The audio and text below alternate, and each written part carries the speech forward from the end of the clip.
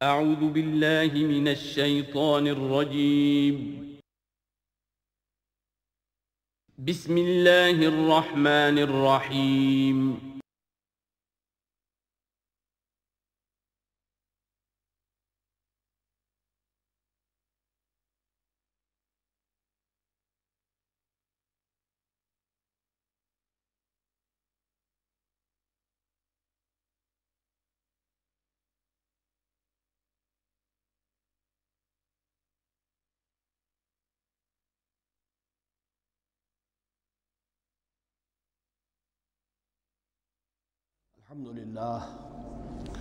الحمد للہ وکفا والصلاة والسلام علی عباده الذین اصطفى اما بعد فاعوذ باللہ من الشیطان الرجیم بسم اللہ الرحمن الرحیم وَإِذْ قَالَ رَبُّكَ لِلْمَلَائِكَةِ إِنِّي جَاعِلٌ فِي الْأَرْضِ خَلِيفَةً قالوا وتجعل فيها من يفسد فيها ويسفك الدماء ونحن نسبح بحمدك ونقدس لك قال إني أعلم ما لا تعلمون صدق الله العظيم رب اشرح لي صدري ويسر لي أمري واحلل عقدة من لساني يفقهوا قولي۔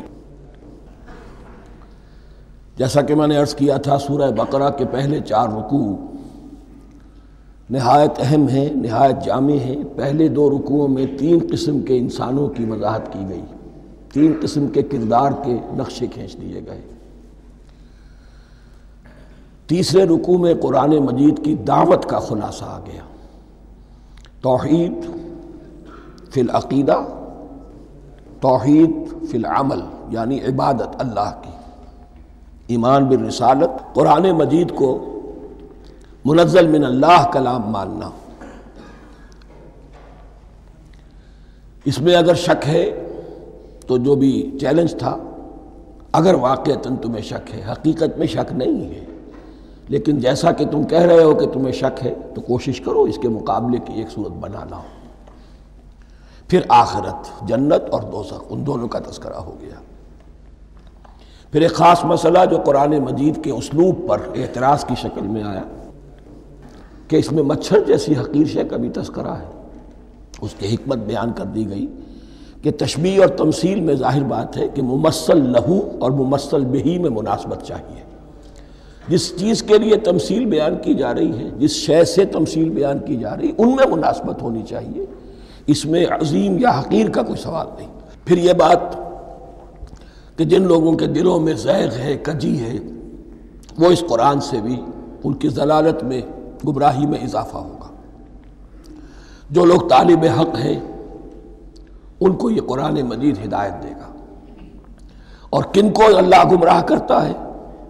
جو سرکش ہے، جو نمبر 1 اللہ سے جو عہد کر کے دنیا میں آئے تھے اس کی خلاف ورزی کر رہے ہیں اور صلہ رحمی کے بجائے قطع رحمی کرتے ہیں۔ اس کے بعد ایک بہت اہم فلسفیانہ بات آ گئی، اور اسی کے ضمن میں میں نے اصل میں یہ ساری بات دہرائی ہے۔ میں نے کہا تھا کہ یہ بات واضح ہوگی آگے جا کر سورہ غافر میں۔ پھر ذہن میں لائیے کہ جب یہ صورت نازل ہوئی ہے، سورہ غافر نازل ہو چکی تھی، لہذا یہاں اجمالی تذکرہ ہے، وہاں تفصیلی تذکرہ ہے۔ اہل جہنم کا قول نقل ہوا ہے، ربنا امتنا اثنتین واحییتنا اثنتین فاعترفنا بذنوبنا فہل الی خروج من سبیل۔ اے اللہ، تو نے 2 مرتبہ ہم پر موت وارد کی، 2 مرتبہ ہمیں زندہ کیا، اب ہم نے اپنے قصور تسلیم کر لیے، تو اب یہاں سے بھی کوئی اور مرحلہ ہے یا نہیں؟ یہاں سے نکلنے کا بھی کوئی راستہ ہے یا نہیں؟ اس سے حقیقت یہ واضح ہوئی، انسان کی تخلیق اول ہوئی عالم ارواح میں، صرف ارواح کی حیثیت سے، اور حدیث میں آتا ہے الارواح جنود مجندہ، لشکروں کی شکل، تمام انسان۔ ان سے عہد لیا گیا الست بربکم قالوا بلا، پھر سلا دیا گیا ارواح کو۔ یہ گویا کہ پہلی موت تھی جو ہم گزار آئے۔ پھر عالم خلق کا مرحلہ آیا۔ عالم خلق میں یہ تناسل کے ذریعے سے رحم مادر میں جب ایک جنین تیار ہوتا ہے تو ایک حدیث ہے حضرت عبداللہ ابن مسعود سے 4 مہینے کا جب جنین ہو جاتا ہے تو اس کے بعد وہ روح لا کر اس میں پھونک دی جاتی ہے. یہ گویا کہ احیاء اولا ہو گیا، پہلی مرتبہ کا زندہ کیا جانا، پہلی موت کی نیند سے جگا دیا گیا. اے تازہ واردان بساط ہوائے دل، اب ہم اس دنیا میں اس جسد کے ساتھ زندہ ہوئے، اب پھر موت آئے گی، جسد یہی چلا جائے گا جہاں سے آیا تھا، روح جہاں سے آئی تھی وہاں واپس جائے گی. ثم یمیتکم ثم یحییکم ثم الیہ ترجعون، پھر تمہیں اللہ کی طرف لوٹا دیا جائے گا. یہ ہے بہت گہرا نقطہ فلسفہ دین کا. اس کے بعد مضمون شروع ہو رہا ہے خلافت کا، جس کا اجمالی جو ہے تذکرہ 3رے رکوع کی آخری آیت میں آ گیا. هو الذی خلق لکم ما فی الارض جمیعا، زمین میں جو کچھ ہے اے انسانوں تمہارے لیے پیدا کیا گیا. اسی کے ساتھ جڑتا ہوا مضمون اب خلافت کا آ رہا ہے. وَإِذْ قَالَ رَبُّكَ لِلْمَلَائِكَةِ إِنِّي جَاعِلٌ فِي الْأَرْضِ خَلِيفَةً، اور یاد کرو جب کہ کہا تھا تمہارے رب نے فرشتوں سے میں بنانے والا ہوں زمین میں ایک خلیفہ. اب خلیفہ کی حقیقت کو سمجھیے. خلیفہ کسے کہتے ہیں؟ نائب. عام طور پر لوگوں کو مغالطہ ہوتا ہے کہ خلیفہ جانشین جو ہے وہ تو کسی کے موت کے بعد ہوتا ہے، زندگی میں تو نہیں ہوتا. لیکن یہاں اصل میں ہمارے لیے بہت آسان ہے. انسان کی جو اصل حقیقت ہے اس دنیا میں، اس کو سمجھنے کے لیے یوں سمجھیے کہ ہم آج سے 50 سال پہلے انگریز کے غلام تھے. ہمارا بادشاہ یا ملکہ انگلستان میں تھا یا تھی. دہلی میں وائس رائے ہوتا تھا. وائس رائے کا کام کیا ہے؟ جو حکم آیا ہے ہز میجسٹیز گورنمنٹ کا یا ہر میجسٹیز گورنمنٹ کا جو حکم آیا ہے بلا چون و چرا، بغیر کسی تغیر اور تبدل کے نافذ کرے. ہاں جہاں کوئی حکم وہاں سے نہیں ہے تو یہاں کے حالات میں بہترین اپنی رائے قائم کرے، غور و فکر کرے یہاں کی مصلحتیں کیا ہے. جو چیز بھی امپائر کی مصلحت میں ہو اس کے مطابق فیصلہ کر سکتا ہے. بین ہی یہی رشتہ ہے. اللہ ہے لیکن اللہ نے اپنے آپ کو غیب کے پردے میں چھپا لیا ہے. زمین پر انسان ہے. اب انسان کا کام یہ ہے جو ہدایت آ رہی ہے اللہ کی طرف سے اس پر تو بے چون و چرا عمل کرے. جہاں کوئی ایکسپریس ہدایت نہیں ہے، کوئی واضح ہدایت نہیں ہے، وہاں اپنے بیسٹ ججمنٹ کو ایکسرسائز کرے. اسی کا نام اجتہاد ہے. غور و فکر کرے، سوچے، اور جو بات روح دین کے زیادہ سے زیادہ مطابقت رکھنے والی ہو اس کو اختیار کر لے. بین ہی یہی رشتہ ہے در حقیقت رشتہ خلافت کہ جو اللہ اور انسان کے مابین ہے. اب یہ جو دی گئی ہے یہ حیثیت تمام انسانوں کو دی گئی ہے.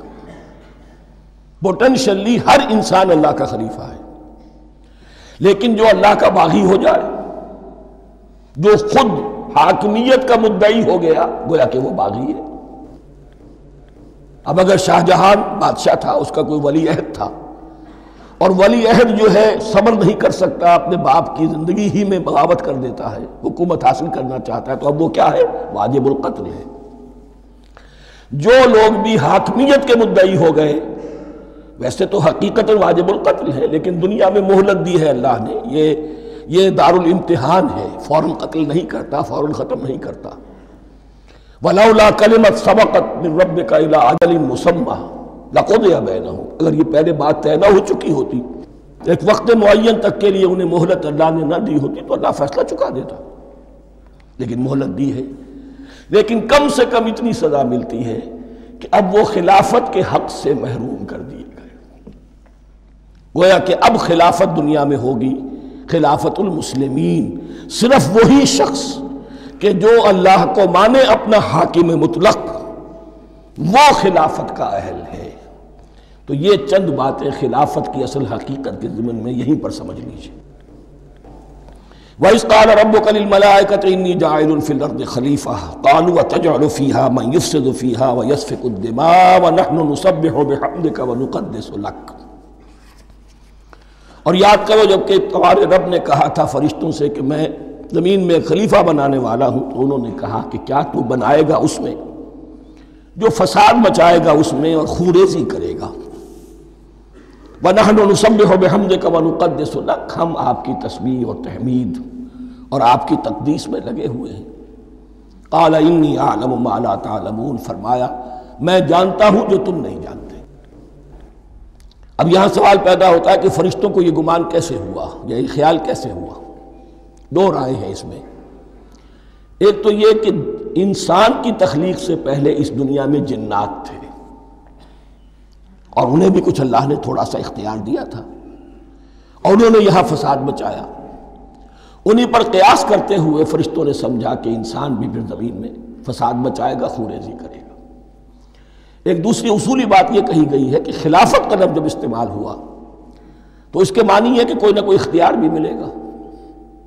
جنات کے بارے میں خلافت کا لفظ کہیں نہیں آیا، انسان کے بارے میں آ رہا ہے۔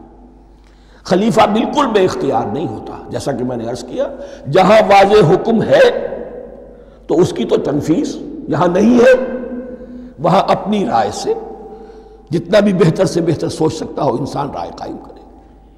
یہ اختیار جو ہے، ظاہر بات ہے جہاں اختیار ہوگا صحیح استعمال ہونے کا بھی امکان ہے، غلط استعمال ہونے کا بھی امکان ہے۔ اختیار تو بلکہ یہ کہ آپ کا پولیٹیکل سائنس کا تو ایکزیم یہ ہے، authority turns to corrupt and absolute authority corrupts absolutely۔ تو ٹینڈنسی کرپشن کی ہوتی ہے اختیار کے اندر۔ اس بنا پر انہوں نے قیاس کیا کہ اس میں فساد ہوگا، خوریزی ہوگی۔ اللہ تعالیٰ نے فرمایا اپنی حکمتوں سے میں خود واقف ہوں، میں کیوں بنا رہا ہوں یہ میں جانتا ہوں، تم نہیں جانتے۔ وَعَلَّمَ آدَمَ الْأَسْمَاءَ كُلَّهَا، اور اللہ نے سکھا دیے آدم کو تمام کے تمام نام۔ اب اس میں بھی ایک رائے تو یہ ہے، بلکہ اس میں تقریباً اجماع ہے مفسرین کا، کہ اس سے مراد ہے تمام اشیاء کے نام، اور تمام اشیاء کے نام سے مراد ہے ان کی حقیقت کا علم۔ ہیومن نالج جو ہے، اگر آپ اس کا تجزیہ کریں گے تو وہ یہی ہے کہ انسان ایک چیز کو پہچانتا ہے، پھر اس کے لیے ایک نام رکھتا ہے یا کوئی ٹرم اس کے لیے قائم کرتا ہے۔ اس نام یا ٹرم اور اس کے حوالے سے، اصطلاح کے حوالے سے بہت سے حقائق کو اپنے ذہن کے اندر محفوظ کرتا ہے۔ تو گویا کہ ان علمہ آدم الاسماء کلہا، تمام نام سکھا دیے کل مادی کائنات کے اندر جو کچھ وجود میں آنے والا تھا، ان سب کی حقیقت سے پوٹینشلی حضرت آدم کو آگاہ کر دیا۔ یہ پوٹینشل علم ہے، ہیومن نالج، جو ایکوائرڈ نالج ہے، جو انسان کو سمع اور بصر اور اپنے اس دماغ کے کمپیوٹر کے ذریعے سے حاصل ہوتا ہے۔ ایک ہے ریویلڈ نالج جو اللہ وحی کے ذریعے سے بھیجتا ہے، ایک ہے ایکوائرڈ نالج، انسان خود علم حاصل کرتا ہے۔ اس نے آنکھوں سے دیکھا، کان سے سنا، نتیجہ نکالا، اور اس کمپیوٹر نے اس کو پروسیس کیا، اس نتیجے کو کہیں میموری کے اندر سٹور کر لیا۔ یہ کمپیوٹر ہے بہت بڑا۔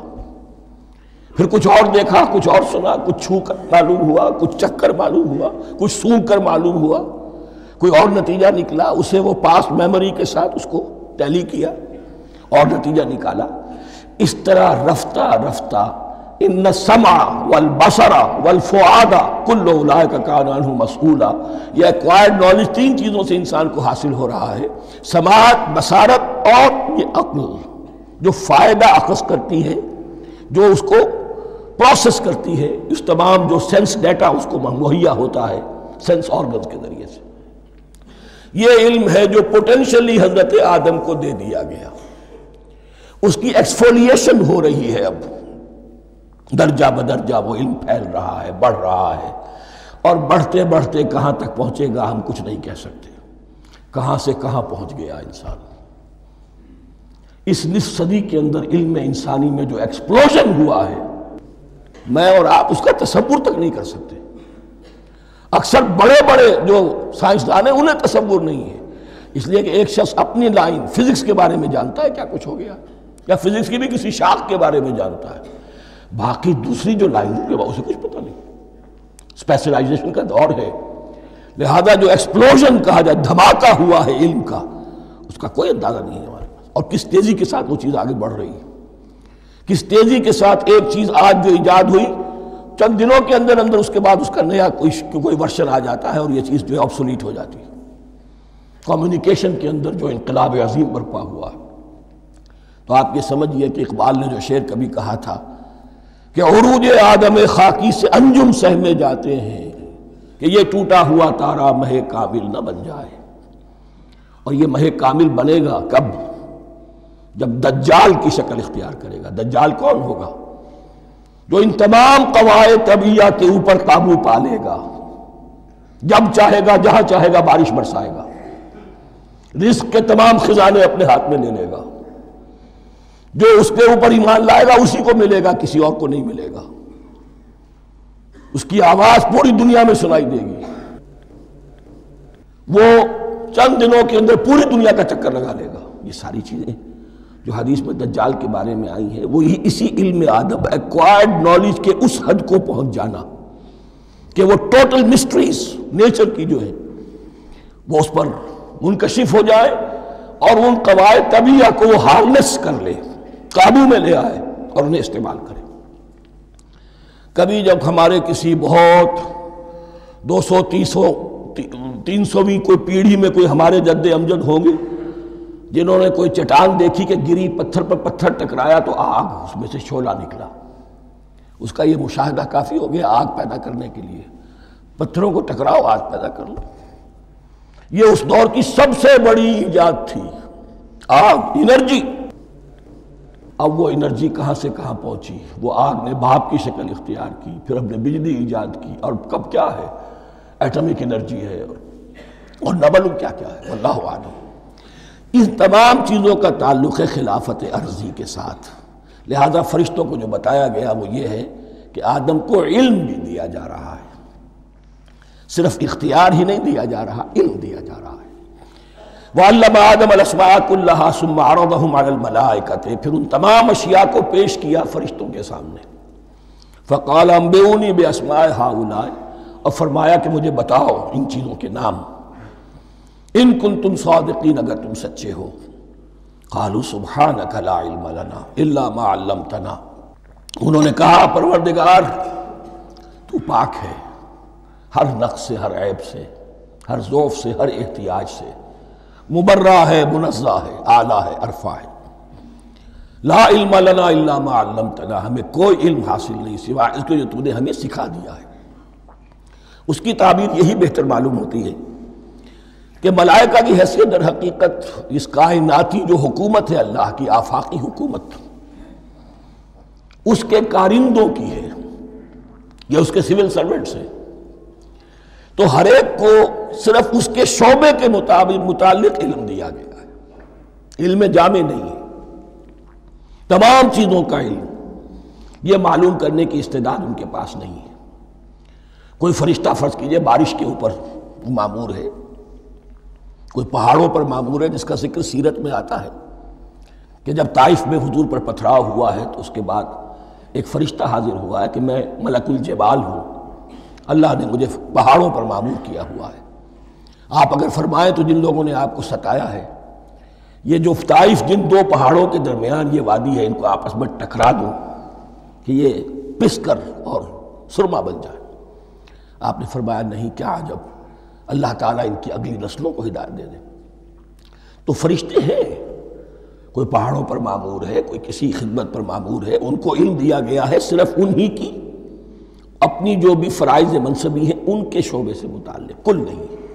جامعیت جو ہے علم کی وہ ہے کہ جو حضرت آدم علیہ السلام کو پوٹینشلی دے دی گئی اور جو اب بڑھتے بڑھتے ایک بہت جلاور درخت بن چکا۔ سبحانک لا علم لنا الا ما علمتنا انک انت العلیم الحکیم، یقیناً آپ ہی کی ذات ہے جو کل کے کل علم کی حامل ہے اور جس کے اوپر حکمت بھی، جس کی حکمت بھی کامل ہے، باقی تو ہر مخلوق میں سے ہر ایک کا علم ناقص رہے گا۔ العلیم، کل علم کا جاننے والا تو ہی ہے، الحکیم، کل حکمت وہ تو تیرے ہی پاس ہے۔ قال یا آدم انبئہم باسمائہم، اللہ نے فرمایا کہ آدم ان کو بتاؤ ان کے نام۔ فلما انباہم باسمائہم، تو جب انہوں نے بتا دیے ان کو فرشتوں کو ان کے نام. قال الم اقل لکم انی اعلم غیب السماوات والارض. تو اللہ نے فرمایا کہ میں نے کہا نہیں تھا کہ میں جانتا ہوں آسمانوں اور زمین کی تمام غائب چیزوں کو جو تمہاری نگاہوں سے بھی اوجھل ہے. غیب میں ہر شے کا جاننے والا ہوں. وَأَعْلَمُ مَا تُبْدُونَ وَمَا كُنْتُمْ تَكْتُمُونَ. اور میں جانتا ہوں جو کچھ تم ظاہر کر رہے تھے اور جو کچھ تم چھپا رہے تھے. چھپانے میں محسوس ہوتا ہے کہ ان کی خواہش یہ تھی کہ خلافت ہمیں ملے. ہم خدام ادب ہیں، ہر وقت تسبیح و تحمید اور تقدیس میں مصروف ہیں، جو حکم ملتا ہے بجا لاتے ہیں. تو یہ خلافت کسی اور مخلوق کو کیوں ملے؟ یہاں صرف یہ اور بتا دوں کہ یہ چونکہ اب ایک تیسری مخلوق کا ذکر بھی بعد میں آئے گا. 3 صاحب تشخص مخلوقات ہیں اللہ کی. صاحب تشخص، صاحب شعور، جن میں کا شعور ہے. انا، میں. ایک ملائکہ ہیں، ان کی تخلیق نور سے ہوئی ہے. ایک انسان ہے جن کی تخلیق گارے سے ہوئی ہے. ایک جنات ہیں جن کی تخلیق آگ سے ہوئی ہے. باقی حیوانات ہیں، ان میں شعور تو ہے، خود شعور ہی نہیں ہے. Self consciousness, there is a world of difference between consciousness and self consciousness. انسان جب دیکھتا ہے تو اس کو یہ بھی معلوم ہے میں دیکھ رہا ہوں. کتا بلہ دیکھتا ہے، اسے یہ اندازہ نہیں ہوتا کہ میں دیکھ رہا ہوں. دیکھنے کا ایک نتیجہ ہے جو نکل آتا ہے، لیکن میں کا وجود نہیں ہے. یہ انا، سیلف، ایگو، یہ انسان میں ہے. جنات میں ہے، شعور میں، اور فرشتوں میں ہے. ایک نوری مخلوق، ایک ناری مخلوق، ایک زمین کے اس کرسٹ میں یہ جو مٹی اور گارے، مٹی اور پانی کا جو ملغوبہ ہے گارے کی شکل میں، اس سے بنا ہے. قال یا آدم انبئهم باسمائهم فلما انباهم باسمائهم قال الم اقل لكم انی اعلم غیب السماوات والارض واعلم ما تبدون وما كنتم تكتمون واذ قلنا للملائکة اسجدوا لآدم فسجدوا الا ابلیس. اور یاد کرو جب کہ ہم نے کہا فرشتوں سے سجدہ کرو سب کے سب آدم کو، جھک جاؤ آدم کے سامنے. فسجدوا، ان سب نے سجدہ کیا، الا ابلیس، سوائے ابلیس کے. پہلی بات تو یہ سمجھیے کہ تمام ملائکہ کے سجدے کی ضرورت کیا تھی. کیا یہ صرف تعظیماً تھا؟ اور تعظیماً اگر تھا تو کیا آدم خاکی کی تعظیم تھی یا کسی اور شے کی تعظیم تھی؟ مکی صورتوں میں یہ بات 2 جگہ واضح کی گئی ہے. فَإِذَا سَوَّيْتُهُ وَنَفَخْتُ فِيهِ مِن رُوحِي فَقَعُوا لَهُ سَاجِدِينَ. جب میں اس آدم کی تخلیق مکمل کر لوں اور اس میں اپنی روح میں سے پھونک دوں تب گر پڑنا اس کے سامنے سجدے میں. تعظیم اگر ہے تو آدم خاکی کی نہیں ہے، اس کے اندر جو ڈیوائن ایلیمنٹ ہے، جو ڈیوائن سپارک ہے، جو روح ربانی ہے، میری روح، اس کی ہے. اور نمبر 2، اس کی حکمت کیا ہے، علت کیا ہے، غرض و غایت کیا ہے؟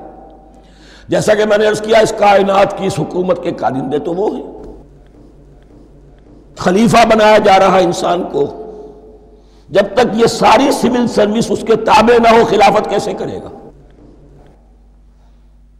دیکھیے میں جانا چاہتا ہوں، چوری کرنے کے لیے جانا چاہتا ہوں، راستے میں کتنے فیکٹرز ہوں گے، کتنے فزیکل فینومینا ہوں گے. میں چلنا چاہتا ہوں، میں زمین کو دھکیلتا ہوں، زمین مجھے دھکیلتی ہے.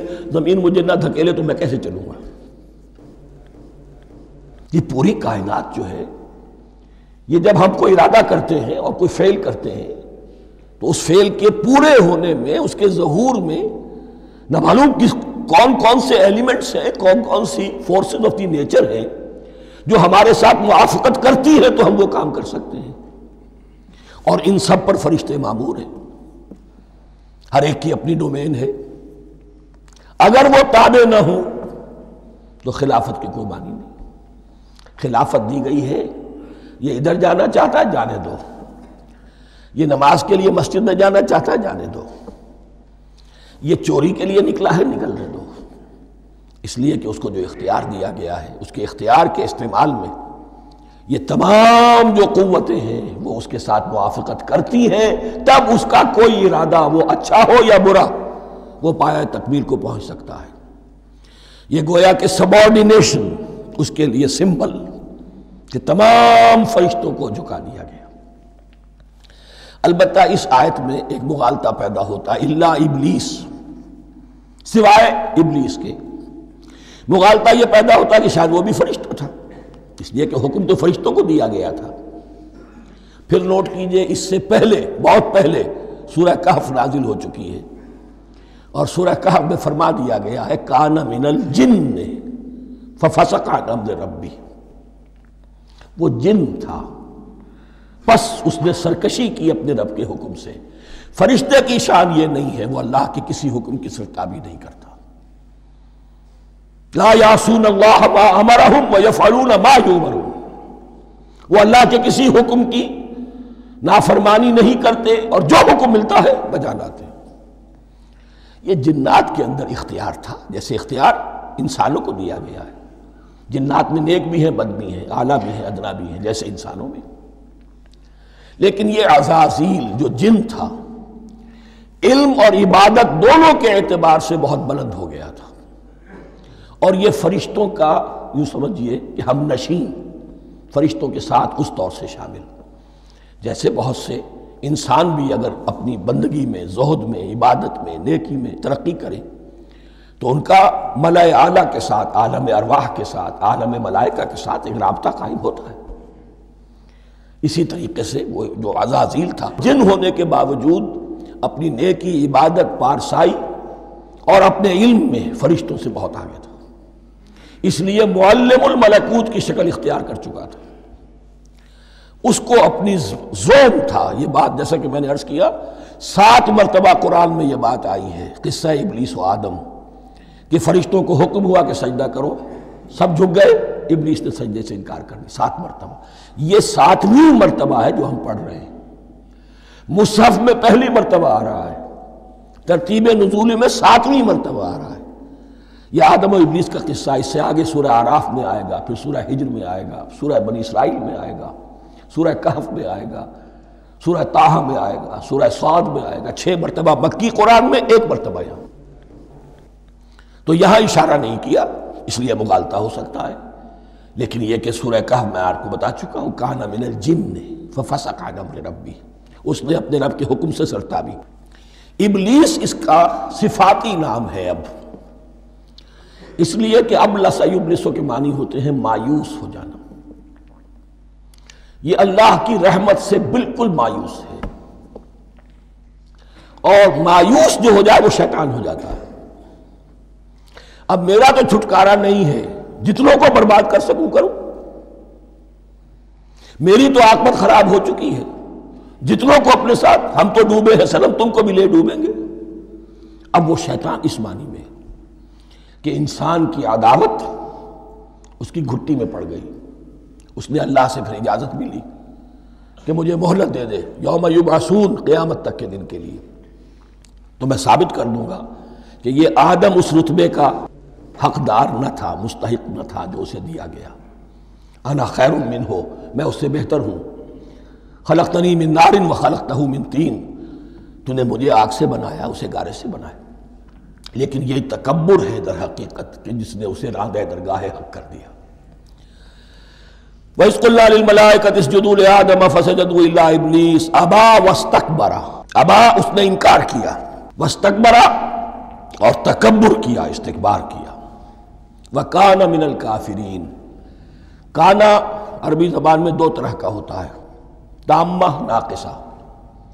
ایک معنی یہ ہو سکتے ہیں کہ ہو گیا، اب اپنے اس استکبار اور انکار کی وجہ سے کانا من الکافرین، وہ کافروں میں سے ہو گیا۔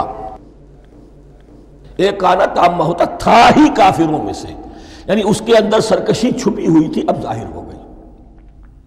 یہ معاملہ ہوتا ہے، کسی شخص کی بدنیت ہی اس کے اوپر پردے پڑے رہتے ہیں نیکی کے، زہد کے، کسی خاص وقت میں آ کر وہ ننگا ہو جاتا ہے، اور جو اس کے اندر تھا اصل اس کی حقیقت وہ سامنے آ جاتی ہے۔ اس کا امکان ہے، تو دونوں معنی اس کے ہو سکتے ہیں۔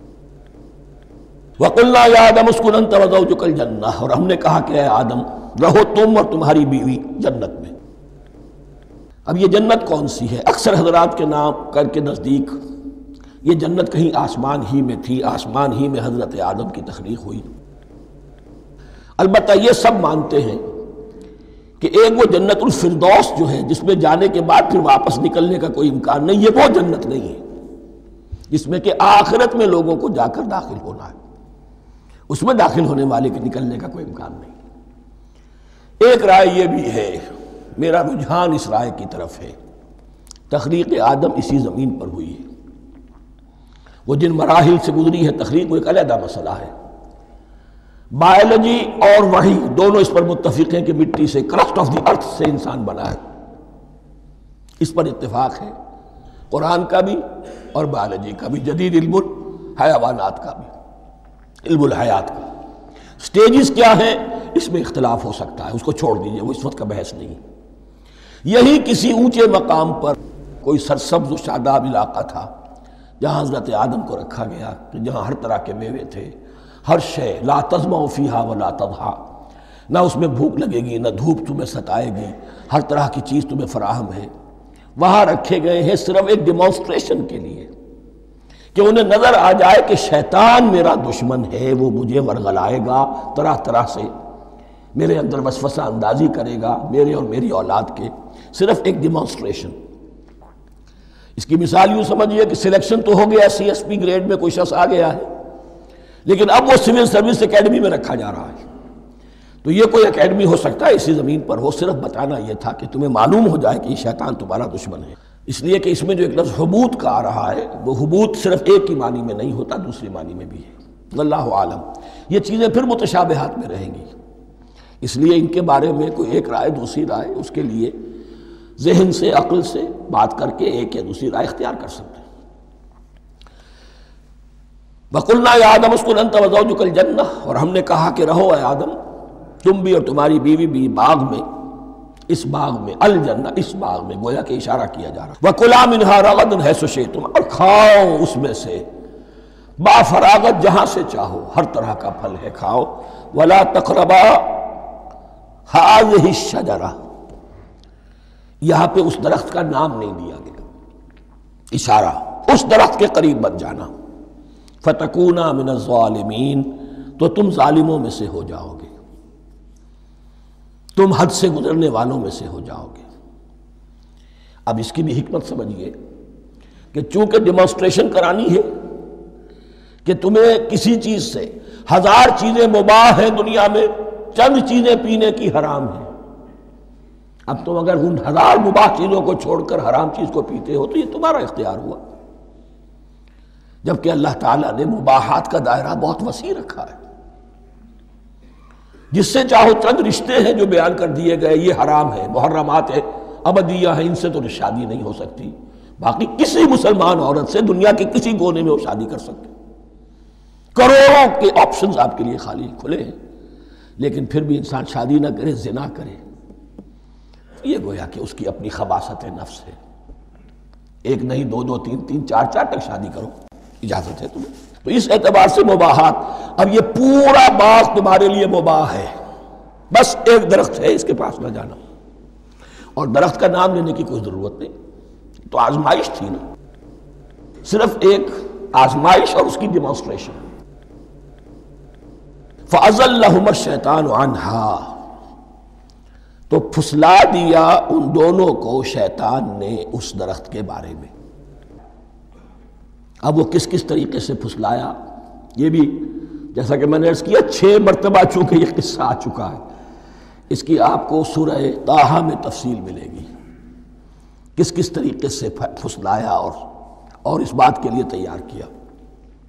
فَأَخْرَجَهُمَا مِمَّا كَانَا فِيهِ، تو نکلوا دیا ان دونوں کو اس کیفیت میں سے جس میں کہ وہ تھے، وہ کیفیت کہ نہ کوئی مشقت ہے، نہ کوئی محنت ہے، اور انسان کو ہر طرح کا اچھے سے اچھا پھل مل رہا ہے، تمام ضروریات فراہم ہیں، خاص کوئی حلہ جنت ہے جس کا کہ لباس بھی عطا کیا گیا ہے، لیکن ان کیفیات سے اب نکال کر، اب جسے آپ کہیں گے bitter facts of life، اچھا اب جاؤ، یہ ڈیمانسٹریشن کرنی تھی، ہو گئی۔ شیطان تمہارا دشمن ہے، تمہارا اور تمہاری نسل کا، شیطان لعین، اور وہ تمہیں پھسلائے گا جیسے آج پھسلایا ہے۔ تم آگاہ رہنا اس کی شرارتوں سے۔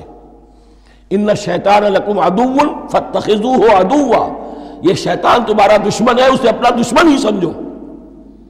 لیکن یہ ہے کہ اگر کچھ لوگ اسے دوست بنا لیں، اس کے ایجنٹ بن جائیں، اس کے کارندے بن جائیں، یہ ان کا چوائس ہے جس کی سزا انہیں ملے گی۔ فَأَخْرَجَهُمَا مِمَّا كَانَا فِيهِ وَقُلْنَا اهْبِطُوا بَعْضُكُمْ لِبَعْضٍ عَدُوٌّ، اور ہم نے کہا اترو، تم سب ایک دوسرے کے دشمن ہوگے۔ اب یہ چونکہ جمع کا صیغہ آیا ہے، ایک دوسرے کے دشمن ہوگے، تو ایک دشمنی تو شیطان اور آدم اور ذریت آدم کی ہے، ایک اور دشمنی بھی ہے جو انسان میں مرد اور عورت کے مابین ہے۔ عورت بھی پھسلاتی ہے، غلط راستے پر ڈالتی ہے، مرد عورتوں کو گمراہ کرتے ہیں، عورتیں مردوں کو گمراہ کرتی ہیں۔ قرآن مجید میں کہا گیا یا ایھا الذین آمنوا ان من ازواجکم واولادکم عدوا لکم فاحذروہم، اہل ایمان چوکنے رہو، چوکس رہو، تمہاری بیویوں اور اولاد میں سے تمہارے دشمن ہیں، بچ کر رہو، کیپ الرٹ، کہیں ان کی محبت تمہیں راہ حق سے منحرف نہ کر دے۔ تم ایک اچھا کام کرنا چاہتے ہو، بیوی رکاوٹ بن گئی، بیوی کو اچھا کام کرنا چاہتی، شوہر رکاوٹ بن گیا، تو یہ محبت نہیں ہے، یہ عداوت ہے۔ اس حوالے سے بعضکم لبعض عدو وَلَكُمْ فِي الْأَرْضِ مُسْتَقَرٌّ وَمَتَاعٌ إِلَىٰ حِينٍ، اور تمہارے لیے اب زمین میں مستقر ہے، جائے قیام ہے اور متاع ہے، ضرورت کی چیزیں ہیں ہم نے فراہم کر دی ہیں، إِلَىٰ حِينٍ، لیکن ایک وقت معین تک کے لیے، یہ ابدی نہیں ہے، ایک وقت آئے گا یہ بساط ہم لپیٹ دیں گے۔ یوم نطوی السماء کطی السجل للکتب، جس دن کہ ہم تمام فضاؤں کو اور تمام خلاؤں کو، تمام آسمانوں کو اس طرح لپیٹ لیں گے جیسے کتابوں کا تمار لپیٹ لیا جاتا ہے۔ ایک وقت آئے گا، یہ تخلیق الی اجل مسمى ہے، الی حین ہے۔ فتلقى آدم من ربہ کلمات فتاب علیہ، تو سیکھ لیے، حاصل کر لیے آدم نے اپنے رب سے کچھ کلمات، تو اللہ نے ان کی توبہ قبول کر لی۔ اب اس کی وضاحت سورہ اعراف میں ہے، یہ تو چونکہ پس منظر میں وہ 2/3 قرآن موجود ہے، اس کی وضاحت کیا ہے کہ حضرت آدم میں سخت پشیمانی پیدا ہوئی ہے، میں نے کیا کیا، مجھ سے خطا سرزد ہو گئی، اللہ کے حکم کی میں نے خلاف ورزی کی، لیکن ان کے پاس الفاظ نہیں تھے کن الفاظ میں اللہ سے استغفار کریں، کن الفاظ میں اللہ سے معافی چاہیں۔ اللہ کی رحمت یہ ہوئی کہ اللہ نے الفاظ انہیں خود تلقین فرما دی۔ یہ اللہ کی شان رحیمی ہے۔ اصل شے جو ہے وہ انسان کے اندر گناہ پر ندامت کا پیدا ہو جانا ہے، یہ اصل توبہ ہے۔ علامہ اقبال نے جو بڑی اپنی آغاز عنفوان شباب میں جو اشعار کہے تھے، ان میں سے ایک شعر کو سن کر پھڑک اٹھے تھے اس وقت کے اساتذہ بھی۔ موتی سمجھ کے شان کریمی نے چن لیے، قطرے جو تھے میرے عرق انفعال کے، انفعال کہتے ہیں شرمندگی کو، شرمندگی سے میری پیشانی پر جو پسینے کے قطرے نمودار ہو گئے، میرے پروردگار کو وہ اتنے عزیز ہوئے، اس نے انہیں موتی کی طرف چن لیا۔ موتی سمجھ کے شان کریمی نے چن لیے، قطرے جو تھے میرے عرق انفعال کے۔ تو فتلقى آدم من ربہ کلمات، ان پر پچھتاوا ہوا، ندامت ہوئی، اللہ نے انہیں الفاظ، وہ الفاظ کیا تھے وہ سورہ اعراف میں ہیں، ربنا ظلمنا انفسنا وان لم تغفر لنا وترحمنا لنکونن من الخاسرین، اے اللہ ہم نے اپنی جانوں پر ظلم کیا ہے، اور اگر تو نے ہمیں بخش نہ دیا اور رحم نہ فرمایا تو ہم تو خسارہ والوں میں ہو جائیں گے، تباہ ہو جائیں گے، برباد ہو جائیں گے۔ یہی پر فوری تقابل موجود ہے۔ غلطی ابلیس سے بھی ہوئی، حکم سے سرتابی ہوئی، لیکن اس پر ندامت نہیں ہوئی، تکبر کی بنا پر اور اکڑ گیا، انا خیر منہ۔ غلطی آدم سے بھی ہوئی، نافرمانی ہوئی، لیکن اس پر پشیمان ہوئے اور توبہ کی۔ وہ شیطنت ہے، یہ آدمیت ہے، ورنہ کوئی انسان گناہ سے اور معصیت سے مبرہ نہیں ہے۔ حضور کی ایک حدیث ہے، کل بنی آدم کلکم خطاؤون، کل بنی آدم خطاؤون وخیر الخطائین التوابون۔ آدم کے تمام اولاد، تمام انسان خطا کار ہیں، ان خطا کاروں میں بہتر وہ ہیں، اچھے وہ ہیں جو توبہ کرتے ہیں۔ تو یہاں حضرت آدم سے غلطی ہوئی، انہوں نے توبہ کی، پشیمانی ہوئی، ندامت ہوئی، اس نے کی اور اس پر جم گیا، اصرار کیا۔ فتلقى آدم من ربه کلمات فتاب علیہ انہ هو التواب الرحیم۔ یقیناً وہی تو ہے بہت توبہ کو قبول فرمانے والا اور بہت رحم فرمانے والا۔ یہ نوٹ کیجئے گا، توبہ کا لفظ دونوں طرف سے آتا ہے، بندہ بھی تواب وخیر الخطائین التوابون، تواب بندے بھی ہو گئے، تواب اللہ بھی ہے۔ اس کی اصل حقیقت کیا ہے؟ بندے نے خطا کی اور دور ہو گیا اللہ سے، اللہ نے اپنی رحمت کی نگاہ اس سے پھیر لی۔ بندے نے توبہ کی، اللہ پھر اپنی رحمت کے ساتھ اس کی طرف متوجہ ہو گیا۔ توبہ کے معنی پلٹنا۔ بندہ معصیت سے توبہ کر کے اپنی اصلاح کی طرف، بندگی کی طرف، اطاعت کی طرف پلٹ آیا۔ اللہ نے جو اپنی نظر رحمت پھیر لی تھی، اللہ نے پھر وہی اپنی شان غفاری اور رحیمی کے ساتھ بندے کی طرف توجہ فرما لی، جس کے لیے حدیث میں الفاظ آتے ہیں، تم اگر میری طرف بالشت بھراؤ گے میں ہاتھ بھراؤں گا، تم اگر چل کر آؤ گے میں دوڑ کر آؤں گا، ہم تو مائل بکرم ہے کوئی سائل ہی نہیں، راہ دکھلائیں کسے رہنم منزل ہی نہیں۔ وہ تو تواب ہے، بس فرق یہ ہے کہ تابہ بندے کے لیے ہوگا تو الہ ہوگا، تابہ الہ، انی تبت الیک، اور جب اللہ کی طرف سے ہوگا تابہ علیہ، وہ اعلیٰ ہوگا، اس پر توبہ کی، یعنی اللہ کی بلند شان ہے تو انسان توبہ کرتا ہے تو اس کی طرف توبہ کرتا ہے۔ اللہ کی شان کیا ہے؟ وہ توبہ کرتا ہے تو بندے پر اعلیٰ، فتاب علیہ انہ هو التواب الرحیم۔ قلنا اہبطوا منہا جمیعا، ہم نے کہہ دیا اتر جاؤ اس سے اب تم سب کے سب۔ فَإِمَّا يَأْتِيَنَّكُم مِّنِّي هُدًى، اب یہاں لفظ آیا اہبطوا، یہاں بھی پہلے بھی آیا ہے۔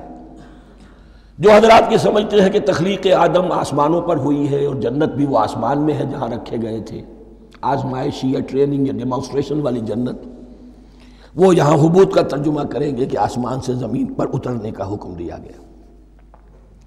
جو لوگ سمجھتے ہیں یہی کسی بلند مقام پر تھے، وہ کہتے ہیں کہ نیچے اترو، کسی بڑی اونچی سطح مرتفع پر اگر کوئی جگہ تھی تو اب نیچے اترو اور جاؤ، اب تمہیں زمین میں ہل چلانا پڑے گا، اب روٹی حاصل کرنے کے لیے یہ جو نعمتوں کے دسترخوان یہاں بچھے ہوئے تھے یہ اب تمہارے لیے نہیں ہے۔ اس کے لیے اس معنی میں اس لفظ کا استعمال جو ہے وہ آ جائے گا آگے چل کر اسی سورہ بقرہ کے اندر، کہ اس معنی میں بھی سورہ بقرہ کے 7ویں رکوع میں یہ لفظ استعمال ہوا ہے، تو امکان اس کا بھی ہے۔ بس اس سے آگے ادھر یا ادھر کی زیادہ بحث کرنے کا یہ موقع دورہ ترجمہ قرآن میں نہیں ہے۔ قُلْ اهْبِطُوا مِنْهَا جَمِيعًا فَإِمَّا يَأْتِيَنَّكُم مِّنِّي هُدًى فَمَن تَبِعَ هُدَايَ فَلَا خَوْفٌ عَلَيْهِمْ وَلَا هُمْ يَحْزَنُونَ، تو جب بھی آئے گی تمہارے پاس میری جانب سے کوئی ہدایت، تو جو کوئی میری ہدایت کی پیروی کرے گا اس کے لیے نہ خوف ہوگا اور نہ وہ حزن سے دوچار ہوگے۔ یہ ہے علم انسانی کا دوسرا گوشہ، ریویلڈ نالج۔ اس چوتھے رکوع کی جو حسن ہے اسے دیکھیے، شروع میں ایکوائرڈ نالج کا ذکر ہے جو پوٹینشلی حضرت آدم کی ذات میں رکھ دیا گیا، اور جو انسان نے پھر اپنی محنت سے ان السمع والبصر والفؤاد اس کے ذریعے سے آگے بڑھایا۔ یہ علم ہے چل رہا ہے، آج مغربی اقوام ہم سے بہت آگے ہیں، کبھی ایک زمانے میں مسلمان آگے نکل گئے تھے، لیکن ظاہر بات ہے کہ اس دنیا میں عروج تو انہی کو ہوگا جو ان چیزوں میں سب سے زیادہ جس کی آگہی حاصل ہوگی۔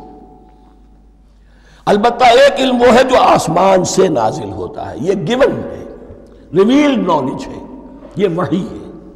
فَإِمَّا يَأْتِيَنَّكُم مِّنِّي هُدًى، تمہارے مقام خلافت کا تقاضا یہ ہے جو احکام ہمارے آئے، جو ہدایات ہم بھیجیں، ان کو تو پوری طریقے سے اس کی پیروی کرو۔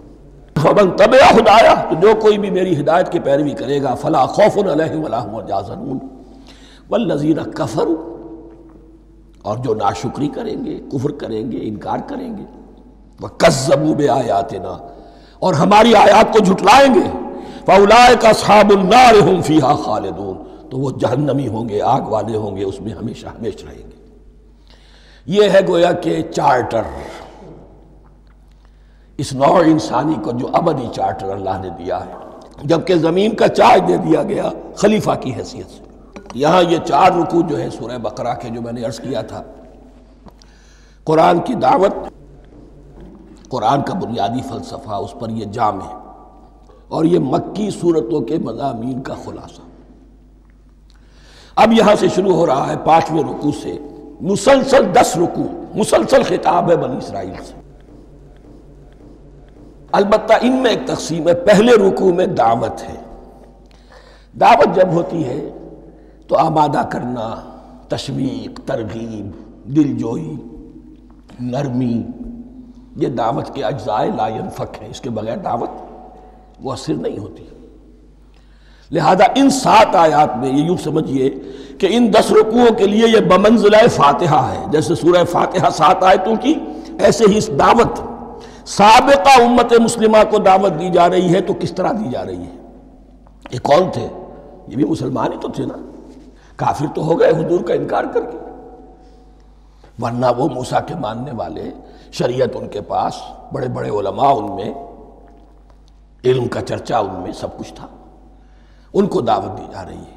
لیکن میں اس لیے آپ کو چاہتا ہوں، اس کو توجہ دلا رہا ہوں، آج اگر مسلمانوں میں جو غافل ہو گئے، اپنی حقیقت کو بھول گئے، اپنے فرض منصبی سے غافل ہو گئے، دنیا کے اور قوموں کی طرح کی ایک قوم بن کر رہ گئے، اگر کوئی ایک داعی گروہ کھڑا ہو، کوئی جماعت، کوئی فرد، اور اس سے جماعت بنے، تو ظاہر بات ہے سب سے پہلے اسے اسی امت کو دعوت دینی ہوگی، اس لیے کہ دنیا تو اسلام کو پہچانے گی اس امت کے حوالے سے۔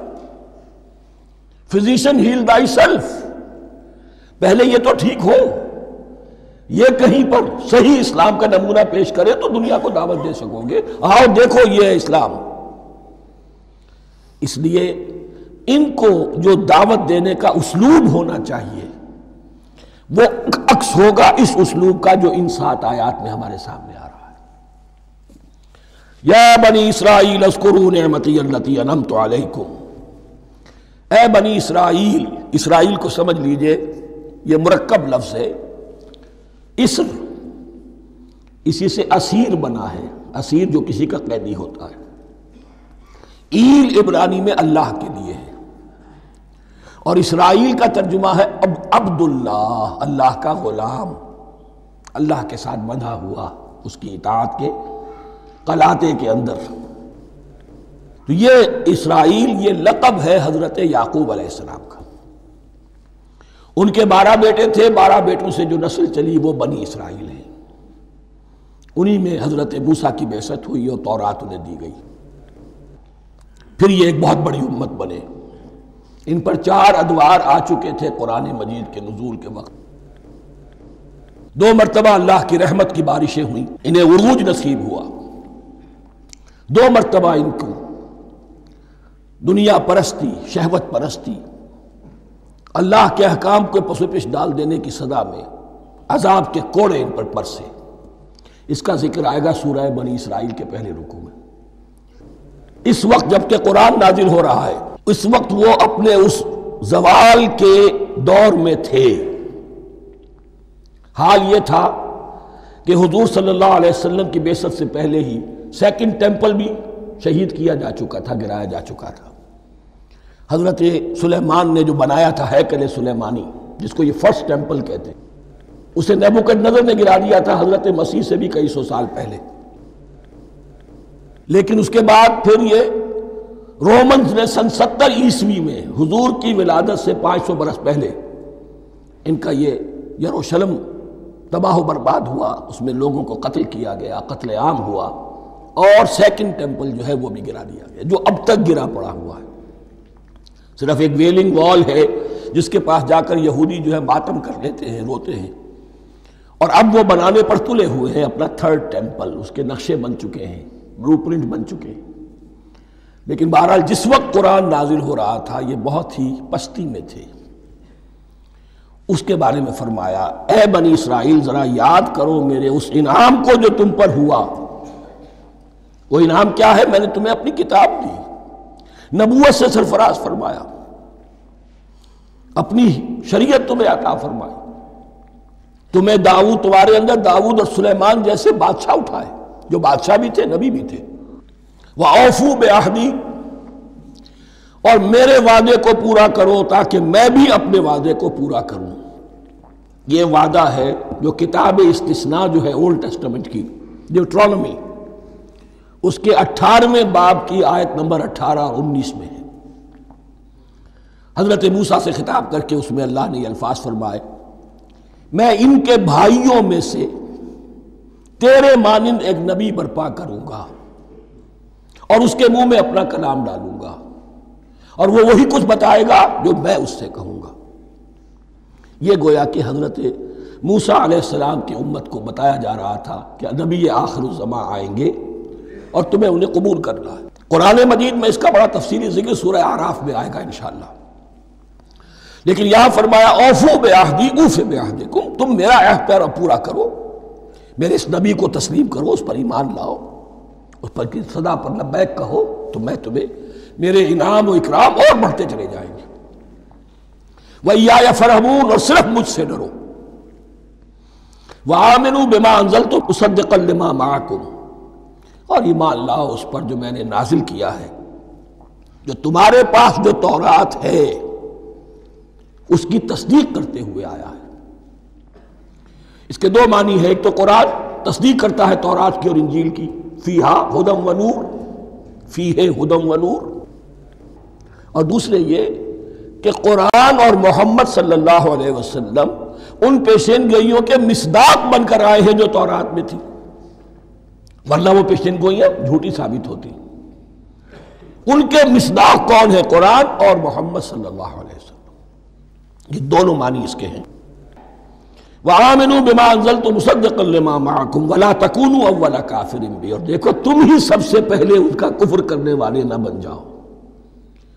تمہیں تو سب کچھ معلوم تھا، تم تو منتظر تھے، تم تو آخری نبی کے انتظار میں تھے اور ان کے حوالے سے دعائیں کیا کرتے تھے کہ اللہ اس نبی آخر الزمان کے واسطے سے ہماری مدد فرما اور کافروں کے مقابلے میں ہمیں فتح عطا فرما۔ یہ آئے گا آگے چل کر اسی سورہ بقرہ کے اندر۔ لیکن اب تم ہی سب سے بڑھ کر کافر ہو گئے، تم ہی سب سے بڑھ کر دشمن ہو گئے۔ وَلَا تَكُونُوا أَوَّلَ كَافِرٍ بِهِ وَلَا تَشْتَرُوا بِآيَاتِي ثَمَنًا قَلِيلًا، اور دیکھو میری ان آیات کے عوض حقیر سی قیمت قبول نہ کرو۔ یہ آیات الہیہ ہیں، ان کو رد کر رہے ہو، کس لیے؟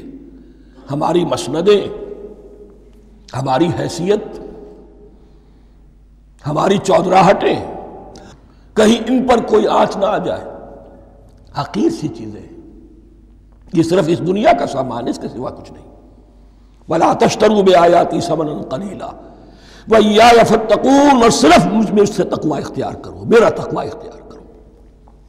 وَلَا تَلْبِسُوا الْحَقَّ بِالْبَاطِلِ وَتَكْتُمُوا الْحَقَّ وَأَنْتُمْ تَعْلَمُونَ، اور نہ گڈمڈ کرو حق کے ساتھ باطل کو، اور مت چھپاؤ حق کو، ذرا حالے کہ تم جانتے ہو۔ یہ بات اچھی طرح نوٹ کر لیجیے، جانتے بوجھتے کرنا، ایک ہے مغالطے میں کرنا، وہ ضلالت ہے، گمراہی ہے۔ ایک جان بوجھ کر کرنا، حق کو پہچان کر اسے رد کرنا، یہ پھر اللہ تعالیٰ کے غضب کو دعوت دینا ہے، wrath of اللہ، اس کے غضب کو دعوت دینا ہے کہ حق کو پہچان کر اس کی نفی کی جائے۔ وَأَنْتُمْ تَعْلَمُونَ، علماء یہود قرآن مجید میں آگے چل کر آئے گا، ایسے پہچانتے تھے محمد کو اور قرآن کو جیسے اپنے بیٹوں کو، یعرفونہ کما یعرفون ابناہم، ایسے پہچانتے جیسے اپنے بیٹوں۔ وَأَقِیمُوا الصَّلَاةَ وَآتُوا الزَّکَاةَ، دیکھو نماز قائم کرو، زکوٰۃ ادا کرو، وَارْكَعُوا مَعَ الرَّاكِعِينَ، اور جھکنے والوں کے ساتھ جھکو۔ یہ اول تو رکوع کو انہوں نے اپنے ہاں سے خارج کر دیا تھا، ثانیاً باجماعت نماز ان کے ہاں ختم ہو گئی تھی۔ وَارْكَعُوا مَعَ الرَّاكِعِينَ، جماعت باجماعت نماز کی طرف اشارہ ہے۔ أَتَأْمُرُونَ النَّاسَ بِالْبِرِّ وَتَنْسَوْنَ أَنفُسَكُمْ، کیا تم لوگوں کو نیکی کا حکم دیتے ہو، تقوی کی، پارسائی کی تعلیم دیتے ہو؟ میں کہہ رہا ہوں نا کہ اصل میں مخاطب کون ہے؟ علماء یہود۔ اس آیت سے ثابت ہو گیا عالم ہمارا بھی جب بھی کھڑا ہوگا اونچے سے اونچا آواز کہے گا، اعلیٰ سے اعلیٰ بات کہے گا۔ اکثر و بیشتر کا حال یہ ہے کہ ان کا اپنا کردار دیکھیے تو کوئی مناسبت ہی نہیں اس سے کہ جو وہ بات کہہ رہا ہے، جو لوگوں کو دعوت دے رہا ہے اس پر خود عمل نہیں۔ تو یہی در حقیقت علماء یہود کا کردار بن چکا تھا۔ أَتَأْمُرُونَ النَّاسَ بِالْبِرِّ وَتَنْسَوْنَ أَنفُسَكُمْ، کیا تم لوگوں کو نیکی کا حکم دیتے ہو اور خود اپنے آپ کو بھول جاتے ہو؟ وَأَنْتُمْ تَتْلُونَ الْكِتَابَ، اور یہ سب کچھ تم کر رہے ہو اس حال میں کہ کتاب پڑھتے بھی ہو، تورات پڑھتے ہو، صاحب تورات ہو۔ ہمارے بھی بہت سے علماء کا، علماء سو جنہیں ہم کہتے ہیں، حال یہ ہو چکا ہے، خود بدلتے نہیں قرآن کو بدل دیتے ہیں، ہوئے کس درجہ فقیہان حرم بے توفیق۔ جو صورتحال ہے صرف قرآن کا متن بچا ہوا ہے، اس کے مفہوم میں، اس کی تفسیر میں، اس کے ترجمے میں تو تحریفیں موجود ہیں، بڑی بڑی تحریفیں موجود ہیں، متن بچا ہوا ہے۔ وہ اس لیے کہ اللہ تعالیٰ نے اس کی حفاظت کا ذمہ لیا ہے۔ وَاسْتَعِینُوا بِالصَّبْرِ وَالصَّلَاةِ، اور مدد حاصل کرو دو چیزوں سے، صبر اور نماز۔ یہ صبر کا لفظ یہاں پر بہت قیمتی ہے، بہت بامانی ہے۔ علماء سو کیوں وجود میں آتے ہیں؟ جب وہ دنیا کے کتے بن جائیں گے تو دین کو بدنام کرنے والے ہوں گے۔ بظاہر دینی مناسب ہیں لیکن اصل میں ان کے پردے میں دنیا داری کی جا رہی ہے، صبر نہیں۔ بس صبر کے ساتھ اور نماز کے ساتھ، اس لیے کہ آپ صحیح راستے پر آئیں گے۔ اگر کوئی عالم دین لوگوں پر تنقید کرے گا، لولا ینہاہم الربانیون والاحبار، کیوں نہیں روکتے ان کے علماء اور ان کے اولیاء اور صوفیاء ان کو حرام کھانے سے اور جھوٹ بولنے سے؟ اگر کوئی شخص روکے گا اس کو پھر نذرانے تو نہیں ملیں گے، اس کی خدمتیں تو نہیں ہوگی۔ اگر تو دنیا میں صبر اختیار کرنا ہے تب تو آپ حق بات کہہ سکتے ہیں، اور اگر دنیاوی ایمبیشنز ہیں تو پھر آپ کو کہیں نہ کہیں کمپرومائز کرنا پڑے گا۔ وَاسْتَعِینُوا بِالصَّبْرِ وَالصَّلَاةِ، صبر اور نماز۔ وَإِنَّهَا لَكَبِیرَةٌ، اور یقیناً یہ بہت بھاری شے ہے، بہت بھاری شے ہے۔ عام طور پر خیال یہ ہے کہ انہا کی ضمیر صرف صلاۃ کی طرف جاتی ہے، نماز بہت بھاری ہے۔ ایک رائے یہ ہے کہ نہیں، یہ پورے طرز عمل کی طرف جا رہی ہے۔ یہ طرز عمل کہ خود صبر کرو، اس دنیا میں صبر کرو، دنیا اور دنیا کے متعلقات میں کم سے کم پر قانے ہو جاؤ، اور حق کا بول بالا کرنے کے لیے میدان میں آ جاؤ۔ یہ طرز عمل، اور اس میں پھر نماز، الصلاۃ عماد الدین۔